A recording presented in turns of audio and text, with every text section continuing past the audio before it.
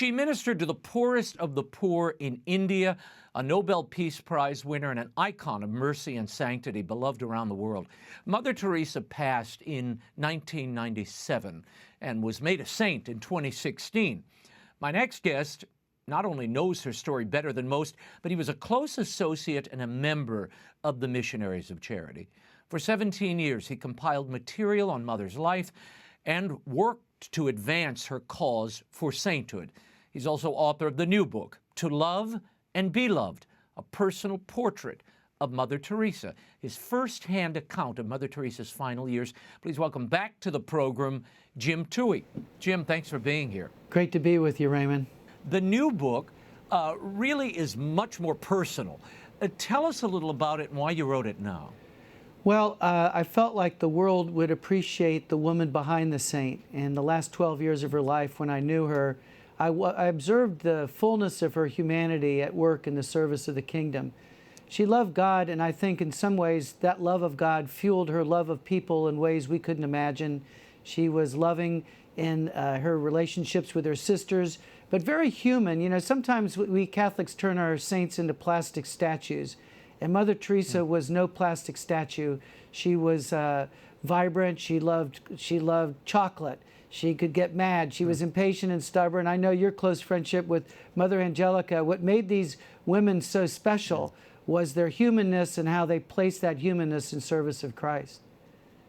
Yeah, no, I agree. As you write in the book, and I love this line, I had pulled it, the real person who had friends and liked chocolate and told jokes and occasionally got angry, that's who you wanted to bring to the world. Seeing her humanity with all the sweetness and frailty that entails makes her life and works all the more remarkable. And really, Jim, this is what I loved so much about the book. It does make her very relatable. And I agree with you. I think when you create plaster saints of these people, you do lose their relatability, and that gets lost in the shuffle. So this book goes a long way, I think, to restore the human side of Mother Teresa beyond the images and the saint that we've seen all over the world personified in so many ways. Oh, I think you're right. And I think that the stories in the book, these have never been published, are from the sisters that lived with her, that knew her from the beginning.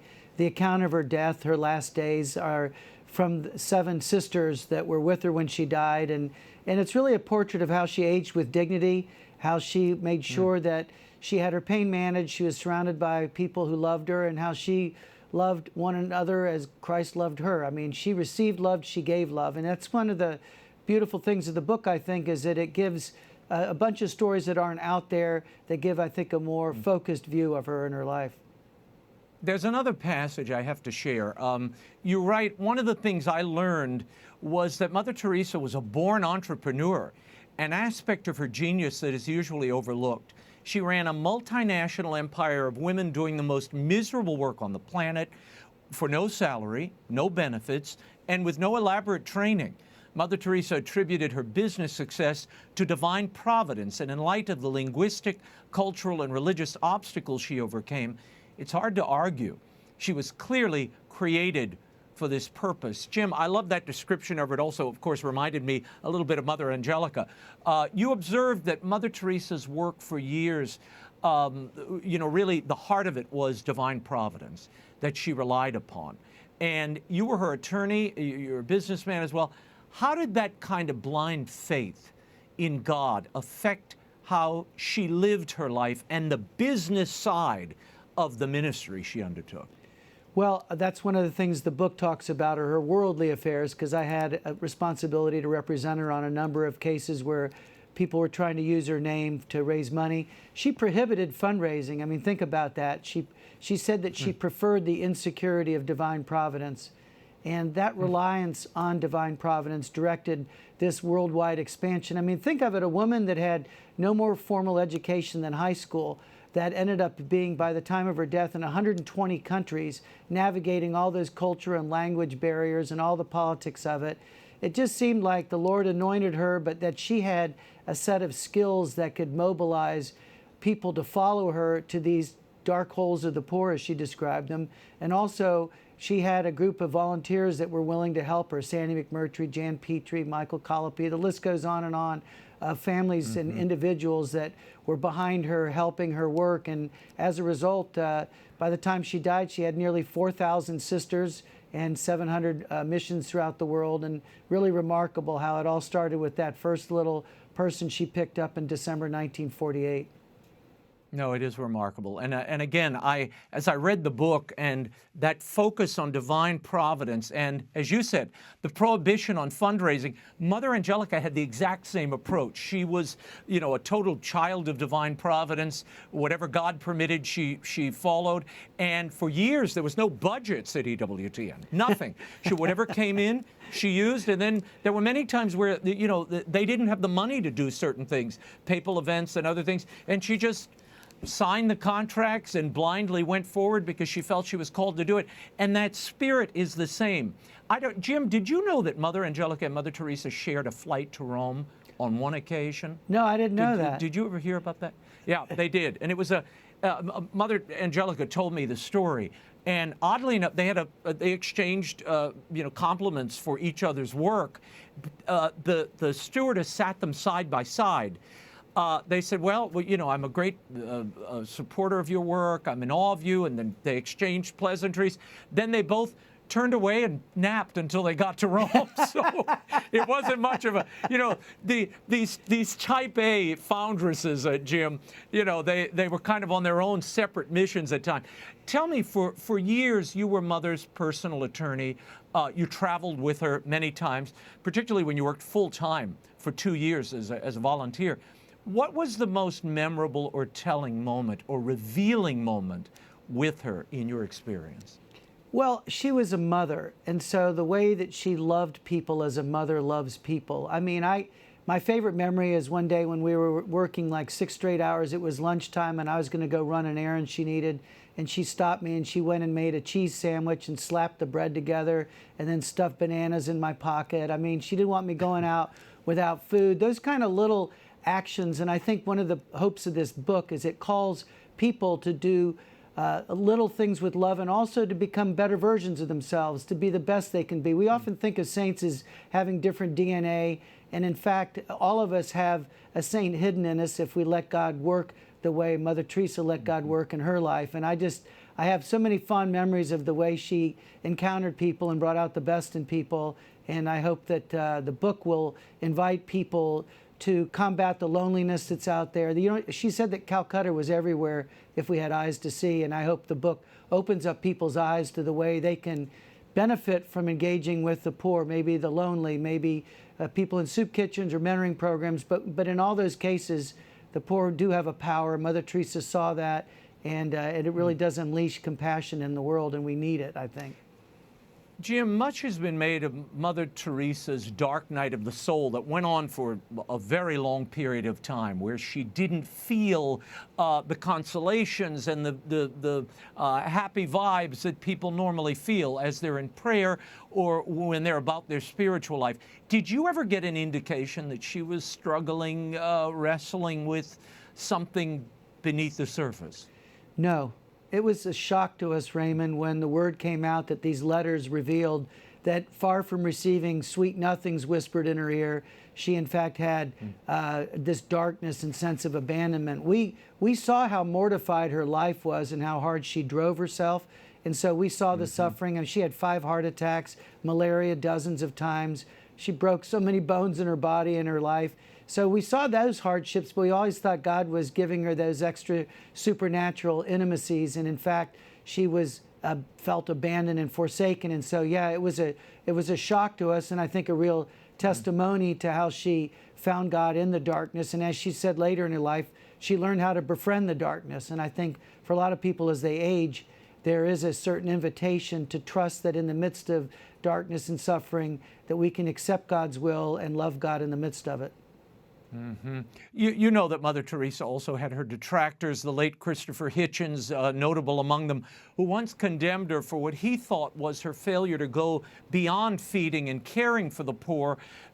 He felt she should be doing more to fix the society causing poverty. Your reaction to that critique, Jim? Well, I spent 5,000 words in a chapter rebutting critics like Hitchens. Hitchens met her once and walked around Calcutta, and how he could have concluded as he did makes me wonder whether it wasn't more about being a provocateur than it was about trying to find the real Mother Teresa. There have been so many things on the internet in the 25 years since Mother died that cast aspersions on her character. So the book does do a point-by-point rebuttal of Hitchens and others who've been detractors, because people feel if they can detract from her reputation, they can somehow dim the light of God and God's love in the world. And I hope that this book refutes that. Yeah. Jim, you were in Rome recently during the consistory. You presented To Love and Be Loved to Pope Francis while you were there. Tell us about that experience, and how did the Pope react to the book? Well, the Pope had a big smile on his face, and I showed him some of the photos in it and described it a little. Unfortunately, Raymond, my Spanish started to collapse under me as I got more nervous as I went along. So I think he was trying to understand my Spanish, but he was delighted in the book. And then we had the Knights of Columbus come up with their new movie, and some of the missionaries of charity surrounded him for a photo. And he just seemed to have a grand old time, even though I think his knee was killing him. So in the midst of the pain, just like Mother, he was loving and being loved. And so, yeah, it was a real honor to hand the book to him, because I hope the book informs the understanding of Mother Teresa and is a light to others. Yeah, I want to talk about that documentary in a moment, but there's one thing, Jim, that I've always been curious about, because I get so many questions about it. I know at the end of Mother's life, there were exorcisms performed in her bedroom. Tell us about that, because I think people misunderstand that when individuals have a certain sanctity, they are the target of the devil even more to the very last moment. Give us a sense of why they brought an exorcist in. Well, she certainly seemed tormented in that hospital bed. I had been in that Calcutta intensive care unit room the month before when she was previously hospitalized, and she hated being in the hospitals. It was very disorienting. It is for anybody in their late 80s. Yeah. And so I think the priest there wondered whether this could be at work. I treat this subject at length in the book. And of course, Sister Nirmala, her successor, put out a statement saying, no, she was not possessed by the devil. Of course, the devil did oppose her work, and Mother was very frank about that. She often spoke about the devil attempting to ruin her work. I remember her one time saying to me that the devil was, quote, mad angry at what she was doing in Haiti and caring for the poor there. And so Mother was very aware of the spiritual battles. I think this priest said these prayers with the hope that if there was any kind of demonic interference in her life, that this would rid her of that suffering. But at the end, I don't think it was an exorcism. And I think CNN initially loved the story, branded it like that. But the sisters and the local archbishop were quick to correct the record. But yeah, I do think the devil opposed her work. Tell me about this documentary, Mother Teresa, No Greater Love. I know the Knights of Columbus are involved in producing it, and it opens in a special engagement in early October. What's been the reaction?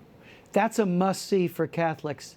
Patrick Kelly and the Knights of Columbus have done a real duty to the church, a real service, by going on 5 continents, filming the sisters in action, retelling Mother's life in the most artistic way. David Naglieri, who wrote and directed the documentary, did a spectacular job. It's a beautiful compliment to Jan Petrie's documentary done 40 years earlier. And I just hope that Catholics and others who really want to know the real Mother will go and see that film, because it is beautifully done. It shows those sisters working in the poorest parts of the world. Now 5,100 missionaries of charity sisters spread out in 139 countries. And so the documentary, I think, shows the gospel in action. It shows Mother Teresa's highly favored daughters and MC fathers and brothers at work in the world. And yeah, I just think it's a great service to the church to remind the world of this wonderful Mother and the lessons that she can teach us now after a pandemic that drove social isolation and often left people very alone and feeling abandoned. So I think we can learn a lot from Mother about how much we need each other. And I think the documentary is a great effort to promote that. Jim, before we go, tell us what is the message that you wanted readers to take from To Love and Be Loved? What was the reason you felt now was the moment to release this?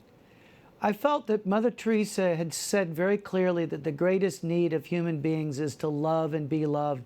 In this scientific age, with artificial intelligence further dehumanizing us in our relationships, we see healthcare becoming less and less human. All around us, we see these movements in a highly technologically driven world, and we are looking for humanity and love and caring. That's at the core of our existence.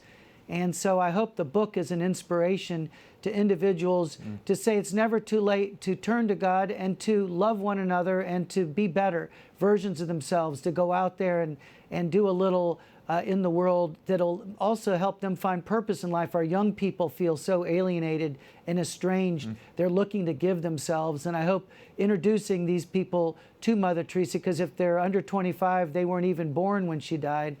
Them finding Mother Teresa, I think they'll find this warrior of a woman who had grit and determination, who cried, who laughed, and who loved. And I hope that they discover that she has something to tell them and invite them to live, because the world needs a mother now. And I think that Mother Teresa's message is as fresh today as it was during her lifetime. Yeah, Jim, I loved reading it. I had tears in my eyes at parts of the book, because for those who never met Mother Teresa, she was radiant, but it was as if you were the only person on the planet when she was talking to you and with you. And, you know, I don't know if I've ever said this, Jim, on air. I will now. Before I came to EWTN, I was wrestling about where to go, what I should do next. And I interviewed Mother Teresa during that process, and I asked her to pray for me. And she sent me a couple of letters where she said she was praying, and she said, "Don't worry, God is taking you exactly where you're supposed to go." And a few months later, I ended up at EWTN. So she was, you know, a mother, you know, and someone who's very, you know, I feel tied into my life as well. And when you were with her, as I said, when she put those big baseball mitt gloves on your face, Jim, there was nothing like it. And Raymond, where was that story? It was all love. I needed that story for the book. I guess I'm going to have to do an appendix with the paperback. There you go. That's a great story. Stick that in the paperback edition. To Love and Be Loved, a personal portrait of Mother Teresa by Jim Tui, is available now in bookstores everywhere and online. Jim, thank you for being here. We'll have you back soon. Thank you very much, Raymond.